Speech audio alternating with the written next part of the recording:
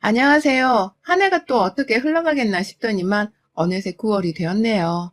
가을이 왔음을 저는 바람 맞으며 느끼고 사는데 여러분들은 어떠신가요?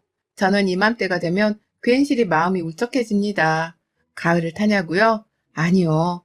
제 나이는 이제 30 중반이고 그리 풍파를 맞고 산 인생도 아닌데 가을을 타고 말고 할 건 잘 없습니다. 단지 다가오는 추석을 무사히 잘 보낼 수 있을라나 싶은 걱정과 근심으로 인해서 머릿속이 복잡해져가는 시기일 뿐이었죠.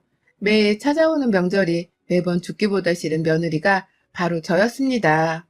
친하지도 않고 그렇다고 저를 예뻐라 해주지도 않는 시댁 식구들의 틈에서 혼자 내 가족도 아닌데 허리 빠지게 일을 해야 한다는 게 정말 억울한 노릇이었죠. 하지만 매해 결혼을 하고서 지난 3년간 저는 한 번도 빠지지 않고 남편의 손을 잡은 채 시댁에 왔어야 했어요. 지난 코로나가 터졌던 때에도 저희 남편이나 시댁에서는 단 한 번도 제사를 지내지 않겠다는 말을 해주지 않는 사람들이었어요. 그래서 가기 싫어 죽겠는 마음이 굴뚝 같지만 참고서 시댁을 찾아가 꾸역꾸역 제사를 지냈습니다. 다시금 시댁에 가야 하는 때가 찾아온 것이었죠. 가을하면 추석이었고 추석하면 가을이었습니다. 제게는 시댁에 가기 싫은 이유가 하나 더 있었어요. 열심히 일을 했지만 대가가 없는 것에 대한 억울함도 컸지만 가장 무엇보다도 시댁에 가기 싫었던 건 바로 거기서 만날 사람들이었습니다. 저희 남편은 시댁에서 둘째이자 막내 아들이고 남편의 위로는 큰형님 그리고 아주버님이 계셨어요. 형님은 결혼을 하셨기 때문에 본인 시댁의 명절을 보내야 한다며 매번 본인의 시댁으로 가시는 바람에 자주 만나 뵙지는 못하는 사이였고요. 그나마 아주버님과 형님 두 분은 시댁에서 마주쳤습니다. 그런데 참 희한했어요. 저희 큰형님께서는 직업이 약사시거든요. 동네에서 개인 약국을 차리고 장사를 하시는 잘 나가는 약사 말입니다. 결혼도 저보다 먼저 하셨고 제가 이 집안에 시집을 오기 전까지는 저를 대신해서 혼자 시어머니 옆에서 며느리 노릇을 잘 하셨다고 들었는데 제가 시집을 오고 난 후로는 엄청나게 게으름을 피우셨어요. 자신이 큰 며느리이고 자신이 그간 제사를 지내왔었으니 저한테 하나라도 더 가르쳐 주신다거나 팁을 전수해 주던지 아니면 하다못해 그냥 손이라도 거들며 저를 도와주실 수도 있을 텐데 정말 아무것도 하려고 하지를 않더라고요. 처음 제가 이 집안에 시집와서 인사를 드릴 때에도 제게는 기본적인 인사가 아닌 기분 나쁜 말씀을 건네셨죠. 동서, 나는 말이야, 지금 내 약국을 가지고 있는 약사이고, 동네 사람들은 나 없으면 약도 못 구해서 비상이야, 비상. 이런 내가 명절에 여기 와서 이런 시간을 낭비하고 있는 게 늘 화가 나 죽겠어. 무슨 말인지 알지? 라고 말이죠. 처음에는 형님의 이 말씀이 전혀 이해가 가지 않았습니다. 자신이 바쁘고 잘 나가는 약사라고 자랑을 하는 것까지 이해를 했지만 자신이 없으면 동네 사람들이 큰일이 나서 화가 나 죽겠다는 이 말 자체를 도대체 왜 하시는 건지를 도통 알 수가 없었어요. 그런데 첫 명절이었던 그 설날을 보내고 나서야 알겠더라고요. 형님께서는 이제 둘째 며느리인 제가 집안에 들어왔으니 본인은 제사에서 완전히 손을 떼고 뒤로 물러나고자 하셨던 것이었습니다. 가뜩이나 약사라는 직업을 가지고서 잘 나가며 사는 사람인데 시댁에 와서는 전이나 부치고 제사를 지내며 여자 며느리 노릇을 하는 것이 불만이셨나 봐요. 뭐 거기까지는 다 이해를 할 수 있었어요. 저 같아도 많이 배우고 또 좋은 직업을 가지며 돈을 잘 벌고 사는 사람이라면 굳이 여자라고 급신거리면서 남자 집에서 제사를 지내려고 하는 일에 화가 났을 것도 같았습니다. 하지만 저희 형님의 방식은 잘못되어도 한참 잘못되었었어요. 첫 제사 때 저한테 이런 말씀을 하시고는 그날 하루 종일 시어머니가 미안하다는 소리를 하면서 요리를 하고 계시는 와중에 단 한 번은 거들 생각을 안 하더라고요. 오히려 약국 가서 일해야 하는데 여기서 허리 잘못 삐면 어머님이 책임지실 거예요? 저 약사일 못하면 어머님이 대신 월급 보내주실 거예요? 라는 말씀을 굳이 안 해도 되는데 하면서 어머님을 굉장히 난처하게 만드셨어요. 저희 어머님은 사실 시아버지의 눈치를 엄청나게 보면서 사는 분이시거든요. 사소한 걸로도 왜 그 모양으로 밖에 못하냐고 화를 잔뜩 내시는 시아버지의 다혈질 같은 성격 때문에 막 시집으로 온 저조차도 시어머니가 너무 불쌍하고 안 되어 보였습니다. 그런데 그런 시어머니께 보란 듯이 형님마저도 한마디를 거들면서 이 일을 도와주지 않겠다고 하니 시어머니는 혼자서라도 끝내겠다며 알겠다, 괜찮다 라는 말과 함께 형님을 부엌 밖으로 내보내셨고요. 졸지에 옆에 서 있던 저 혼자서 시어머니를 도와드려야 했어요. 이게 참 처음에는 몰랐는데 일을 하다 보니까 점점 화가 나더라고요. 형님이 하기 싫은 거면 나도 하기 싫은 건데 나는 그냥 아무 소리를 하지 않고 있다는 이유만으로 와서 일을 돕게 하시는 어머니께 섭섭함도 느꼈고요. 밖에서 여자 일은 거들어주지도 않은 채 나몰라라 하고 있는 남편이나 아주버님, 그리고 시아버지도 정말 많이 미웠습니다.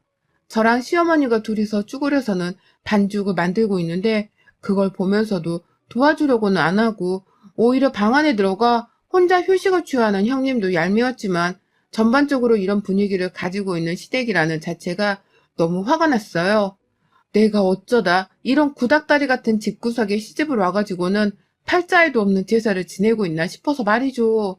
하지만 결혼하고 나서의 3년 내내 이런 일들은 명절마다 되풀이가 되었습니다. 저는 형님처럼 잘 나가는 약사까지는 못 되고 그냥 평범한 중소기업에서 일하는 직장인이었는데요. 그래서 휴가도 마음대로 쓰지를 못하고 또 추석 때도 아주 칼같이 공휴일만 쉬고는 바로 정상 업무를 복귀해야 하는 처지였거든요. 한푼이 아쉬워서 그렇게라도 직장을 다니고 있었고 늘 야근을 밥 먹듯이 하느라 몸이 힘들고 피곤한 사람이었지만 그래도 꿋꿋이 다니고 있었습니다. 그런데 저희 시어머니께서는 같이 고생하며 한 푼이라도 더 돈을 벌어오는 처지인데도 저하고 형님의 사이를 많이 차별하며 대우하셨어요. 형님은 아무리 뭘 하셔도 약사이기 때문에 힘들다고 하면 쉬라고 배려도 해주셨고 본인이 힘드신데도 형님 앞에서는 단 한 번 티를 내지 않고서 몸 편히 있으라고 먼저 챙겨주기까지 하셨습니다. 저 시집 오기 전까지 형님이 제사를 잘 지냈다고 말씀을 해주신 것도 바로 시어머니셨어요. 그런데 이게 보니 그게 다 제가 제사를 열심히 지내게 하려는 거짓말이었던 것 같았어요. 그 정도로 제 눈에는 도저히 믿기지 않을 만큼 형님께서는 제사를 열심히 하려고 안 하셨고 그렇게 만든 건 다름 아닌 시어머니셨죠. 제사를 강요하지도 않고 힘들다고 하면 방 안에 들어가 쉬라고 하시니 형님도 시어머니가 엄청 만만했던 것 같아요. 혼자 할 말 못할 말을 가리지 않으면서 시어머니께 제사 준비를 하기 싫다고 말씀하시더라고요. 어머님, 저는 일을 하는 사람인데 이런 식으로 제사를 지내면 명절을 너무 피곤해서 일이 안 되더라고요. 이해 좀 부탁드려요. 라는 말로 3년 내내 명절이 되면 부엌 안으로는 얼씬도 하질 않았습니다. 저 혼자서 단 하나의 며느리가 되어 이 집에서 손이 필요하는 일을 다 떠맡아 하곤 했죠. 저도 회사를 다니고 저도 야근이 많고 그런데 돈은 덜 벌면서 사는 직장인이었습니다. 누구보다 휴식이 필요한 사람은 저이기도 했고 저도 형님처럼 잘 나가는 직업을 가지지는 못했지만 열심히 살려고 매사 최선을 다하며 살았어요. 시어머니가 그리 아끼시는 작은 아들과의 생활비에 직접 보태며 살고 있기도 했었고 그렇게 바쁘게 사는 와중에도 남편 입으로 들어가는 밥 2끼 정도는 내가 챙겨 먹이겠다면서 집안에서 살림도 놓지 않고 해나가는 저였습니다. 전 정말 시어머니께 존중을 받을 만한 자격이 있다고 생각을 했어요. 하지만 시어머니는 시어머니대로 약사 며느리가 어렵다는 이유로 감싸고만 두셨고 그 와중에 본인은 나이가 드셨는지 음식을 만드는 걸 힘들어하고 불쌍한 표정을 지으니 마음 약한 저는 그걸 또 다 도와드리면서 옆에 꼭 붙어 있어야 했습니다. 제가 바보 같았지만 방법이 없었어요.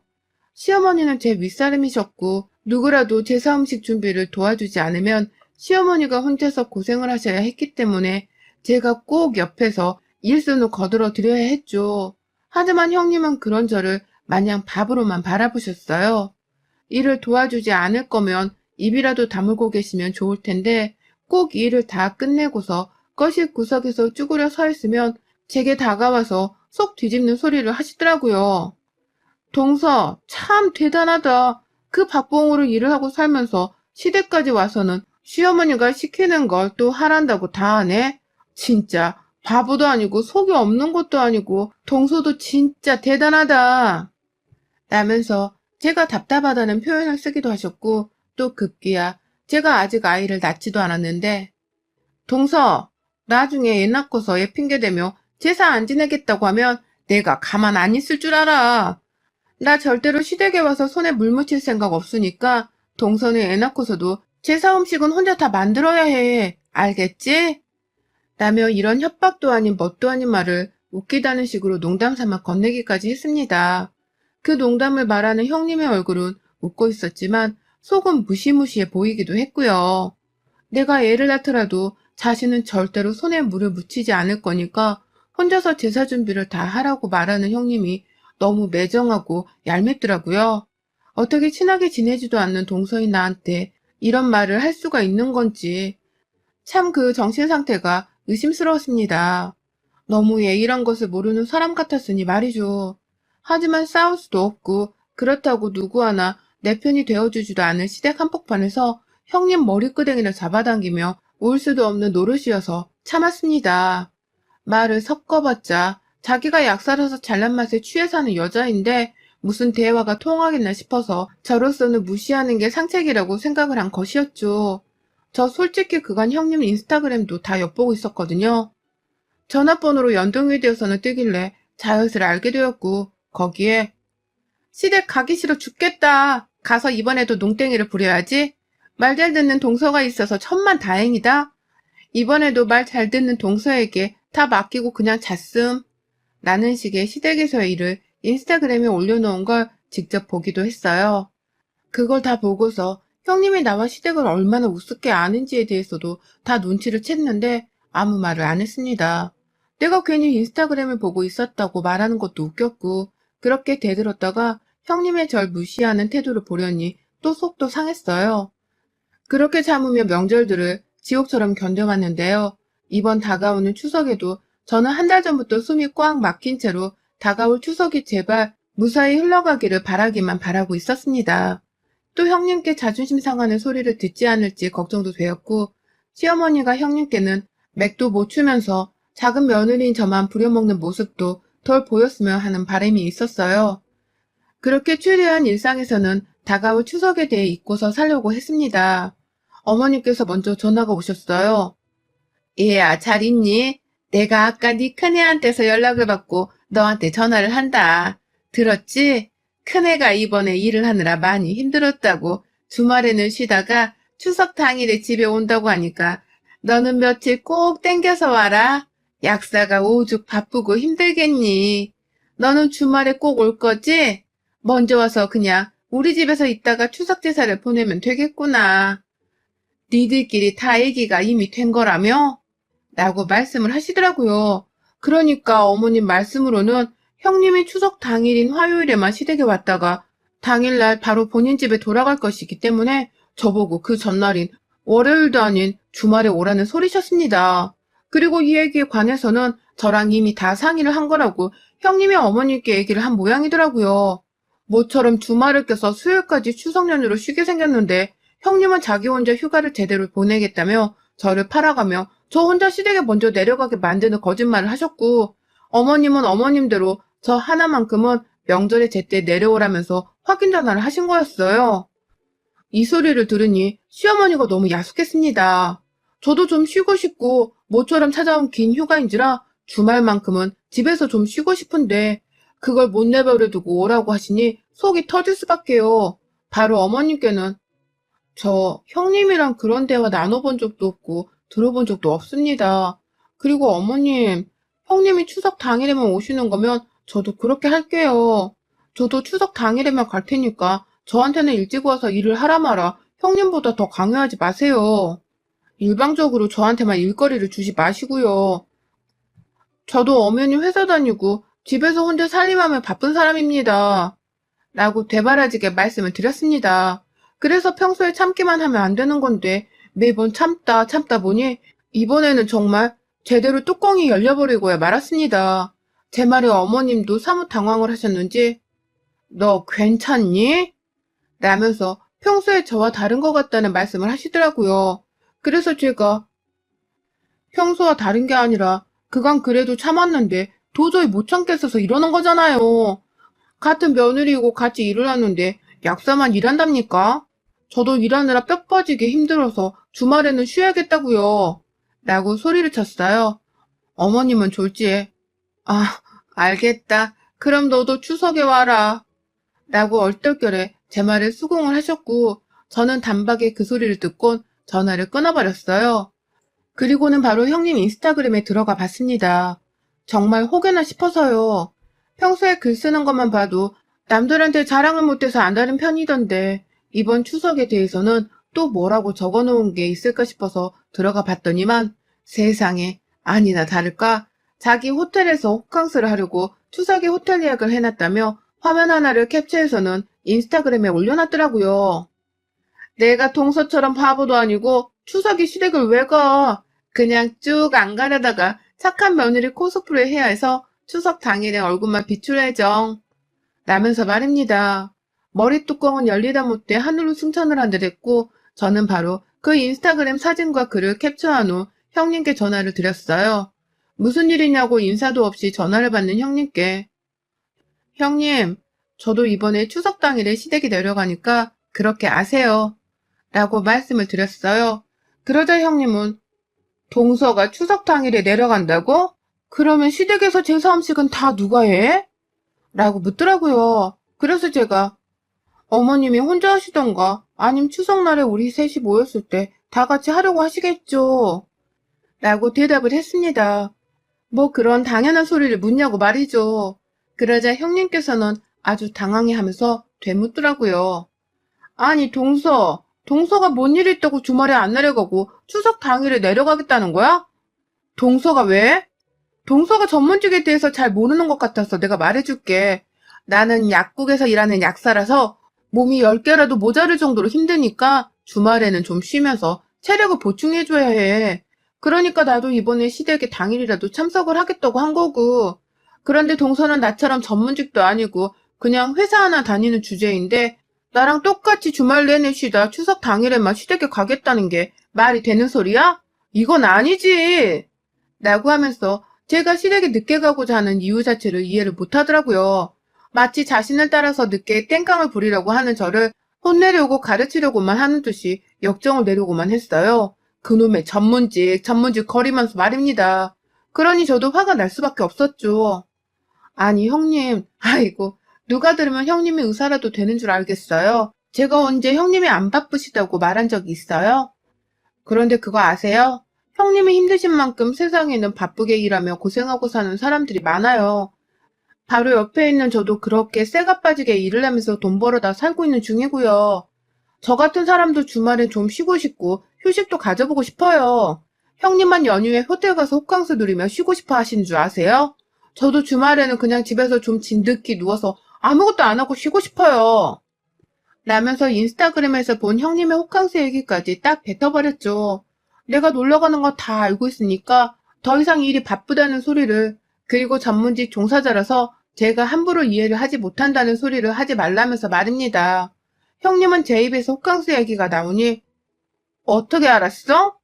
라며 급 당황을 하시더라고요. 설마 너 내 인스타그램을 몰래 보고 있었던 거니? 라면서 얘기의 주제를 틀어서는 저보고 호캉스 얘기 출처를 묻는데 기가 막히더라고요. 남들 다 보라고 공개 계정으로 만들어서는 사진을 주구장창 올리던 사람이 정작 자기 동서가 그걸 볼 수 있을 거라고는 감히 생각도 못했던 건가 싶어서 말입니다. 전문직이라고 그렇게 뻗팅기며 자랑질을 하더니만 이제 보니 전문직 약사님 대가리가 반만 굴러가는 수준이더라고요. 그래서 제가 말씀드렸죠. 네, 저 형님이 호캉스 가신다고 올린 사진 동서처럼 바보가 아니라고 적으신 그 글까지 다 캡처했고요. 혹시 몰라서 이전부터 형님이 인스타그램에 싸질러 놓으신 시댁에 관한 허세 글들은 다 캡처해놨는데 뭐 이거 다 시어머니께 보여드려요? 어차피 보여드려도 형님께는 타격이 없잖아요. 평소에도 일 열심히 안 하고 게으른 며느리였는데 이거 하나 보여드린다고 뭐 달라질 게 있겠어요? 라고 말이죠. 네가 추석에 게으름을 피울 거면 나도 추석에 게으름을 피울 거라면서 같이 한번 주말에 푹 쉬다가 추석 당일에 시댁에서 만나자고 하니 형님은 내내 억울하다는 듯이 변명을 하려고 하면서 그럼에도 저보고는 빨리 시댁을 가라고 재촉을 했습니다. 안 그럼 추석 당일에 자신이 시댁에 가서 해야 할 요리거리들이 남아있지 않겠냐고 하면서 말이죠. 대화를 하면 할수록 어쩜 이렇게 대화도 안 통하고 자기 하나만 생각하는 이기적인 사람이던지. 어떻게 이런 사람이 아픈 사람들한테 약을 지으면서 도와주는 일을 업으로 삼고 있는 사람인 건가 싶더라고요. 그래서 저도 마지막엔 예의고 뭐고 그냥 말까지 놓고 이판사판으로 나갔습니다. 야, 네 손에 물 묻히기 싫으면 그냥 오지를 말던가. 그 와중에 착한 며느리 코스프레 하고 싶다고 당일에 와서 얼굴만 내밀다 가겠다는 게 뭔 개소리냐? 너 때문에 내가 남편이랑 갈라서고 혼자가 되는 한이 있더라도 이제부터 명절에 나 혼자만 제사 지내진 않을 거니까 너도 각오해.